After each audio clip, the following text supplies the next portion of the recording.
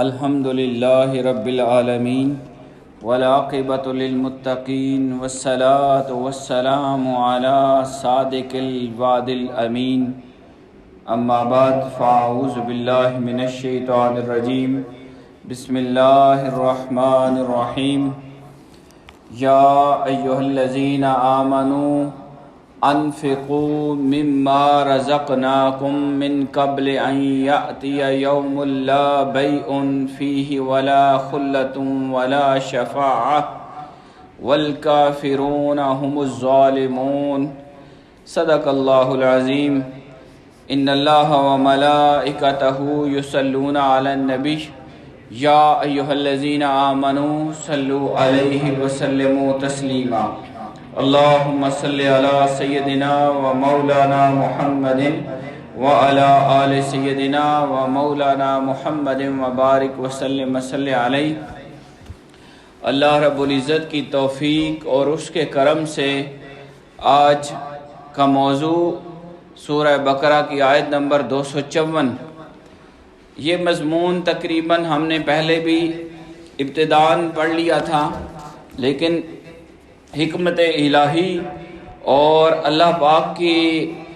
جو تعلیم ہے اس کے مطابق اس آیت مبارکہ کو بھی سورہ بقرہ میں رکھا گیا اور اس مضمون کو دوبارہ سے بیان کیا گیا ہے۔ یہ قرآن پاک کا طریقہ ہے کہ کسی بھی چیز کی اہمیت کو بیان کرتے ہوئے اس کو تاکیداً لایا جاتا ہے، دہرایا جاتا ہے۔ مثال اس کی یہی ہے کہ جیسے نماز کی فرضیت اور نماز کی پابندی بارہا مرتبہ کئی سو مرتبہ قرآن مجید میں موجود ہے، تو اسی طرح یہ مضمون جو آج ہم نے پڑھنا ہے اللہ کریم نے پہلے بھی بیان کیا، آگے بھی جا کر ہم اس کو پڑھیں گے۔ اللہ رب العزت مالک کائنات اپنی مخلوق اپنے بندوں کو ہدایت دینے کے لیے ارشاد فرماتا ہے یا ایہا الذین آمنوا، اے ایمان والو، اے وہ لوگو جو ایمان لے آئے ہو، تم اللہ کو وحدہ لا شریک مانتے ہو، نبی رحمت صلی اللہ علیہ وسلم کو اپنا نبی، رسول اور آخری نبی مانتے ہو، تمہارا قیامت کے دن پر بھی ایمان ہے اور تم ایمان کے دائرے کے اندر آ چکے، یہ بات بھی ذہن میں رکھو، انفقو، خرچ کرو، مما رزقناکم، جو کچھ ہم نے تمہیں رزق عطا کیا ہے۔ ایمان والوں کو اللہ کریم یہ ہدایت دیتا ہے اور یہ کئی مرتبہ ہمیں اللہ رب العزت کی بات ہمارے کانوں تک آتی ہے کہ ایمان لانے کے بعد انسان کے اوپر اعمال صالحہ فرض ہیں، آمنوا وعملوا الصالحات، ایمان بھی لانا ہے، انسان کو کلمہ طیبہ بھی پڑھنا ہے، اللہ رب العزت کی توحید کا اقرار بھی کرنا ہے، نبی رحمت صلی اللہ علیہ وآلہ وسلم کی رسالت کو شانوں کے ساتھ بھی ماننا ہے اور قیامت والے دن پر بھی ایمان رکھنا ہے۔ اور اس بات کو اللہ کریم ارشاد فرماتا ہے ایمان والو، تم جو ایمان لے آئے ہو، ایمان کی دولت تمہیں مل چکی، انفقو، خرچ کرنا، مما، اس میں سے، رزقناکم، جو ہم نے تمہیں رزق عطا کیا۔ یہ آیت 254 ہے اور الحمدللہ اللہ کی توفیق سے ہم قرآن مجید کو ترتیب سے پڑھ رہے ہیں، اور پچھلی آیت میں ہم نے نبیوں کی حوالے سے اللہ رب العزت کا ایک فیصلہ سنا، اور اللہ کریم نے جو ارشاد فرمایا تھا کہ جتنے بھی رسول ہم نے بھیجے ان میں سے بعضوں کو بعضوں پر فضیلت ملی، کسی سے اللہ نے ڈائریکٹ کلام کیا، کسی کو کیا شرف ملا، کسی کو سب نبیوں پر برتری عطا کی۔ تو آج کا موضوع وہ یہ ہے کہ انسان جو ایمان والا بن چکا، اللہ رب العزت کو ماننے والا ہے، اب اس اہل ایمان کے اوپر جانی قربانی بھی فرض ہے، مالی قربانی بھی فرض ہے۔ اللہ کے نام پر جب موقع آئے تو اپنی جان کو بھی اگر لٹانا پڑے، قربان کرنا پڑے، تو یہ اہل ایمان کا طریقہ ہے۔ اور اسی طرح اسی کے ساتھ ساتھ اللہ کریم مال کی قربانی کی تلقین بھی کرتا ہے کہ انسان اگر اہل ایمان ہے، ایمان رکھتا ہے، تو اس کو اس طرح کی قربانیاں بھی دینی ہیں تاکہ اس کا ایمان ثابت ہو جائے اور اس کے ایمان کو اللہ کی بارگاہ میں ایک عظیم مرتبہ مل جائے۔ فرمایا یا ایھا الذین آمنو، اے ایمان والو، اگلا کام یہ ہے انفقو، تم نے خرچ کرنا ہے۔ انفاق کا معنی ہوتا ہے اللہ کی رضا کے لیے، اللہ کے نام پر اللہ کی مخلوق میں اپنا مال خرچ کرنا۔ اب یہ جو لفظ ہے مما رزقناکم، جو ہم نے تمہیں رزق عطا کیا۔ اب رزق کی کئی شکلیں ہیں۔ ایک رزق کی شکل وہ ہے جس کو ہم سب جانتے ہیں کہ جو کھانا پینا ہوتا ہے، یہ رزق ہے۔ لیکن اہل محبت یہ بتاتے ہیں کہ رزق کی کئی شکلیں ہیں۔ رزق جو ہے علم کا مل جانا، یہ بھی رزق ہے۔ اگر کسی کے پاس علم ہے اور وہ لوگوں کو روشنی دے سکتا ہے، ہدایت کی بات پہنچا سکتا ہے، تو یہ اللہ کا رزق اس کے پاس ہے۔ اب اس کے اوپر لازم اور فرض ہے کہ وہ آگے تقسیم کرے۔ اللہ نے کہا انفقو، خرچ کرو، مما رزقناکم، جو رزق ہم نے تمہیں عطا کیا ہے۔ تو رزق کا ایک معنی یہ پتہ چلا، اگر کسی کے پاس علم ہے اور وہ روحانی ہو سکتا ہے، دینی ہو سکتا ہے، دنیاوی علم ہو سکتا ہے، کسی بھی شکل کا اگر آپ کے پاس علم ہے، اللہ نے آپ کو توفیق دی، آپ صاحب علم ہو گئے، عالم بن گئے، اسکالر بن گئے، اور آپ کو وہ نور ملا ہوا ہے، تو اب آپ کے اوپر لازم ہے کہ اس کو عام کرنا ہے، اس کو پھیلانا ہے، دوسروں تک پہنچانا ہے۔ رزق کا دوسرا معنی وہ یہ ہے کہ اگر کسی انسان کو اللہ نے شعور کی دولت عطا کی اور اس کو اچھائی اور برائی میں اچھا فرق پتہ چل گیا، اس دنیا اور اگلی دنیا کا فرق پتہ چل گیا کہ یہ فانی ہے، ختم ہو جانے والی ہے،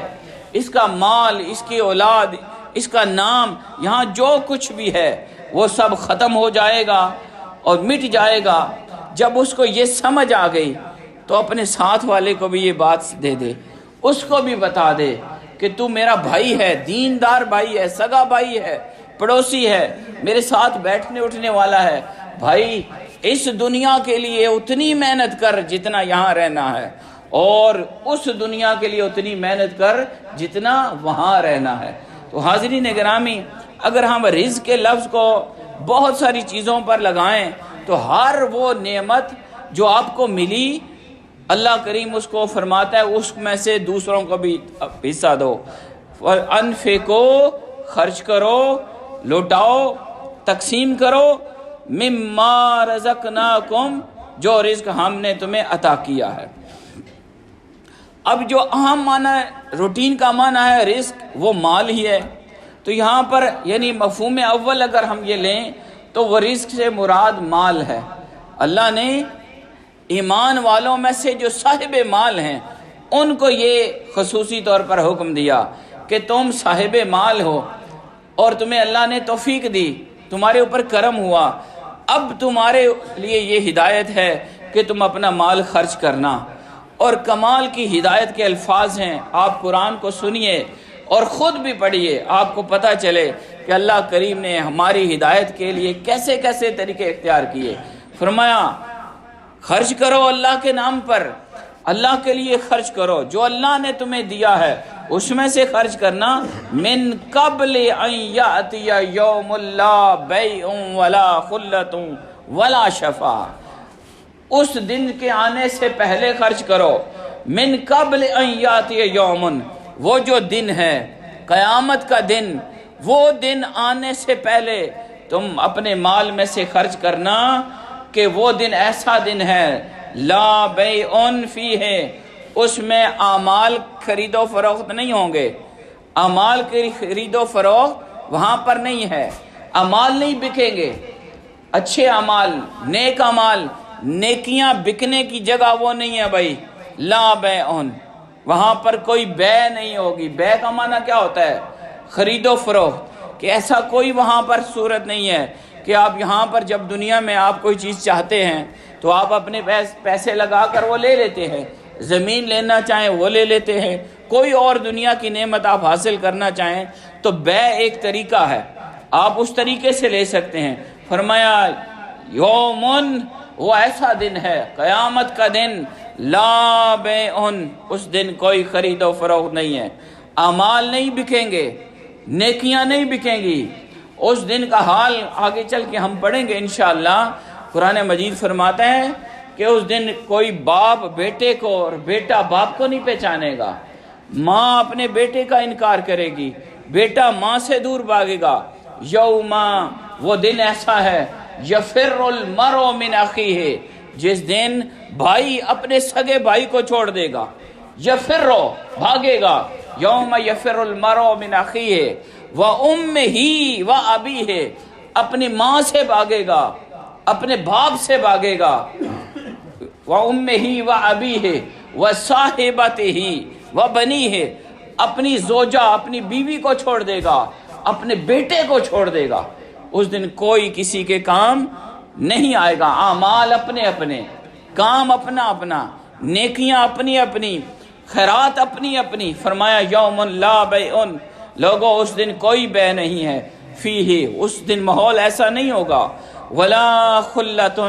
کوئی دوستی بھی نہیں ہوگی، کوئی دوست نہیں ہوگا، ایسا کوئی، اس کا معنی یہ لیں، ایسا کوئی دوست نہیں ہوگا جو آپ کو اپنی نیکیاں دے دے۔ اگر آپ کی نیکیاں کم ہیں، چھٹکارا نہیں مل رہا، بخشش نہیں مل رہی، حساب و کتاب میں رولا ہے، تو ایسا آپ دنیا میں جیسے آپ کے رشتے ہیں قرآن مجید بیان کرتا ہے، نہ بھائی ایسا ملے گا، نہ باپ، نہ ماں، نہ بیٹا، نہ بیوی، کوئی ایسا ہمدرد آپ کو نہیں ملے گا جو آپ کی اس مشکل میں آپ کی مدد کر کے آپ کو اپنی نیکیاں دے کر آپ کی جان چھڑا دے۔ فرمایا ولا شفاعہ، اور اس دن کوئی سفارش بھی کام نہیں آئے گی۔ حاضرین گرامی، اگر ہم اس آیت مبارکہ کو تفصیل سے دیکھیں تو ہمیں ایک فرق پتہ چلتا ہے اس دنیا کا اور اگلی دنیا کا۔ اس دنیا میں ہم اپنا کام چلا لیتے ہیں، جس کے پاس مال ہوتا ہے وہ مال لگا کر اپنی ضرورت پوری کر دیتا ہے، یا اپنی جان چھڑا لیتا ہے، اپنا مسئلہ حل کر لیتا ہے، یا پھر اس کا کوئی دوست سامنے آ جاتا ہے۔ جیسے ہمارے نمبردار صاحب نے ایک واقعہ سنایا، ایک بندہ پھنس گیا رولے میں، انہوں نے ہر طرح سے اس کی مدد کی، تو یہ دوستی دنیا میں کام آئی۔ فرمایا ولا شفاعہ، دنیا میں یہ بھی کام چلتا ہے، سفارش بھی چل جاتی ہے، کوئی کسی کے لیے فون کرتا ہے، تعلق ظاہر کرتا ہے، کوئی بڑی سیٹ پہ بیٹھا ہو یا کوئی معزز بندہ ہو، وہ دوسرے کے لیے کوئی فیور دینا چاہے تو اس کے لیے وہ سفارشی بن جاتا ہے، کام چل جاتا ہے۔ فرمایا لوگوں، دنیا میں کام چلانے کے لیے جو بھی ظاہری طریقے تم استعمال کرتے ہو، قیامت والا دن ایسا دن ہے کہ اس دن نہ بیع کام آئے گی، نہ مال کام آئے گا، نہ خلت کام آئے گی، نہ کوئی دوستی کام آئے گی، ولا شفاعہ، اور کوئی سفارشی بھی نہیں ہوگا، والکافرون، اور جو کافر ہیں، ہم الظالمون، وہی ظالم ہیں، کافر ہی ظالم ہیں۔ حاضرین گرامی، میں نے موضوع کو مطلق رکھتے ہوئے آپ کو یہ بات سمجھائی کہ ہمارے ہاں ایک کنسیپٹ یہ پایا جاتا ہے، ہمارے ہاں اندر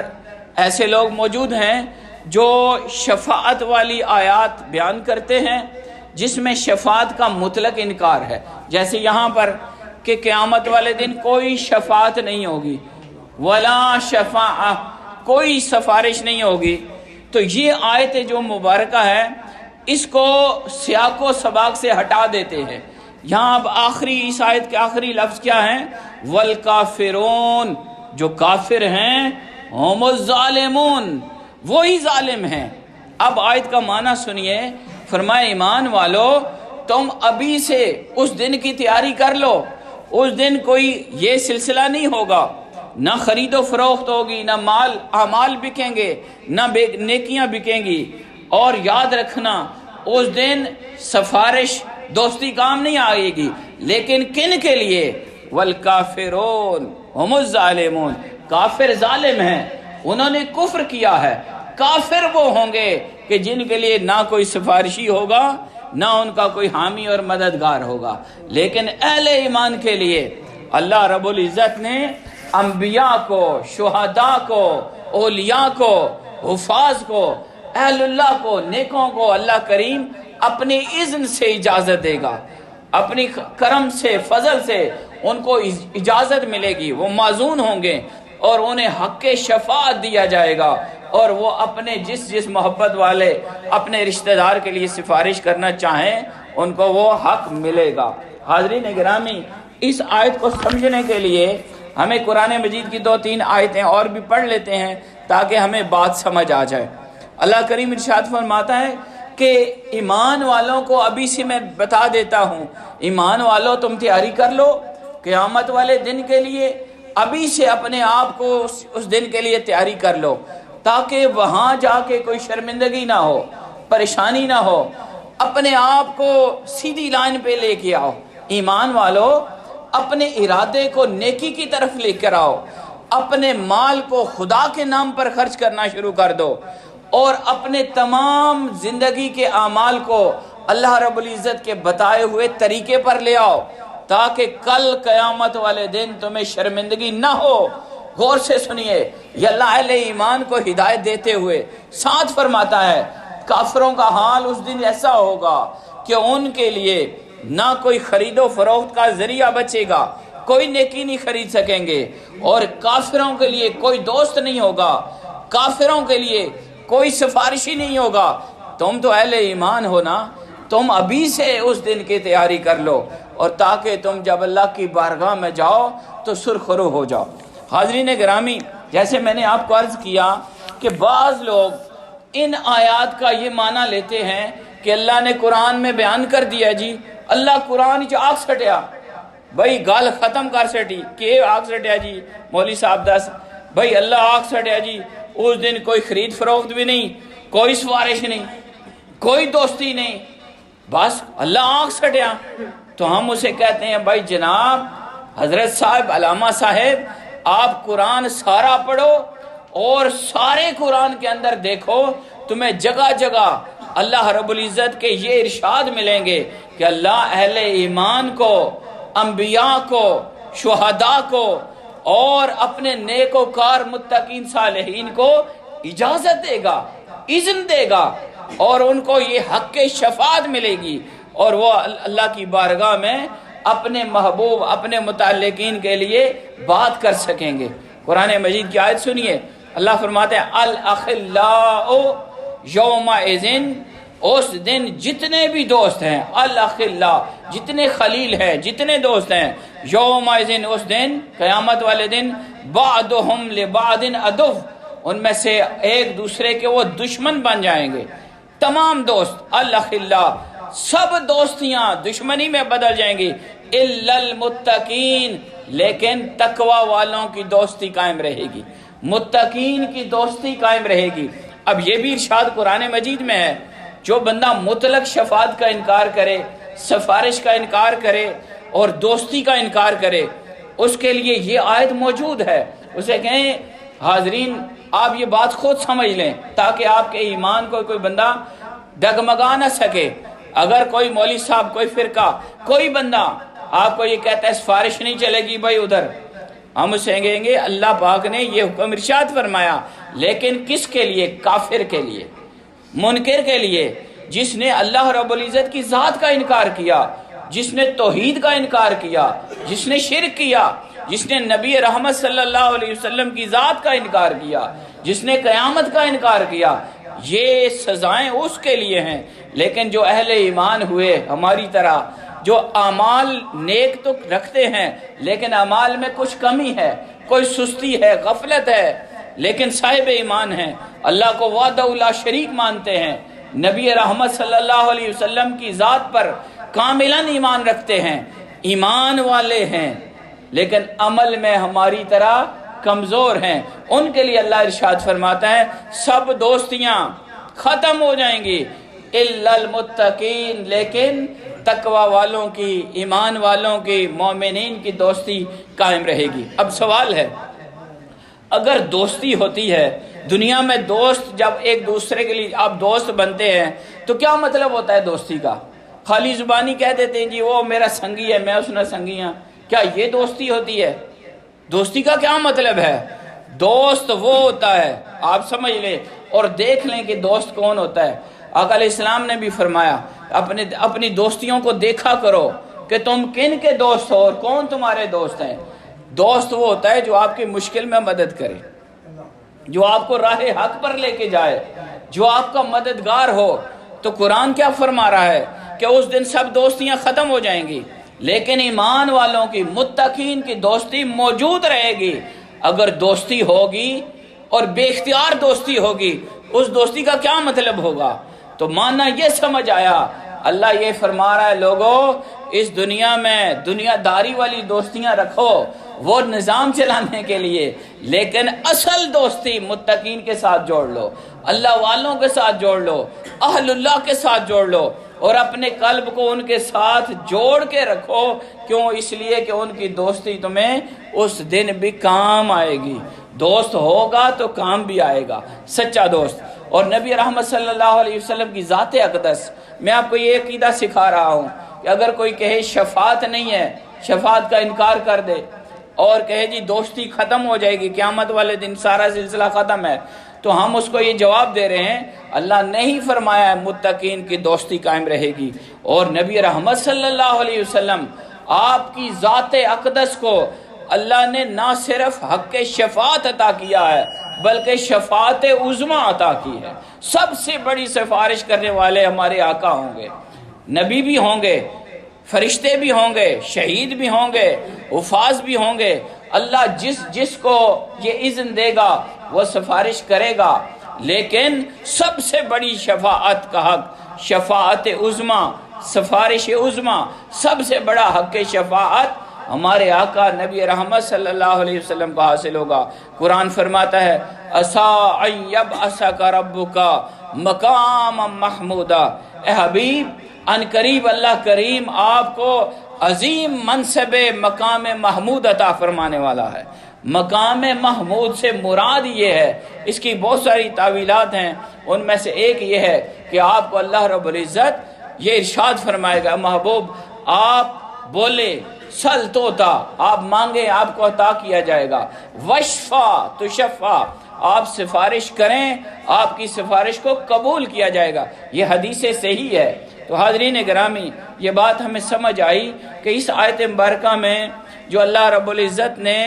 یہ فرمایا کہ اس دن بے نہیں ہے، اعمال خریدے نہیں جا سکتے، کوئی دوستی نہیں بچے گی اور شفاعت کسی کے پاس نہیں ہوگی. تو یہاں قرآن مجید کے آخری الفاظ فرماتے ہیں والکافرون، کافر ایسے ہیں، ہم الظالمون، وہ ظالم ہیں، ان کے لیے یہ سفارشیں، یہ چیزیں، یہ دوستیاں، یہ شفاعت کام نہیں آئے گی. لیکن نبی رحمت سب سے بڑے شفاعت عظمیٰ کے ساتھ قیامت والے دن اپنی شان کے ساتھ ظاہر ہوں گے اور اپنے کمزور غلاموں کے لیے شفاعت کریں گے. اللہ رب العزت کی بارگاہ میں دعا ہے مولا پاک ہمیں قرآن کی تعلیمات پر عمل کی توفیق عطا فرما. وما علینا الا البلاغ.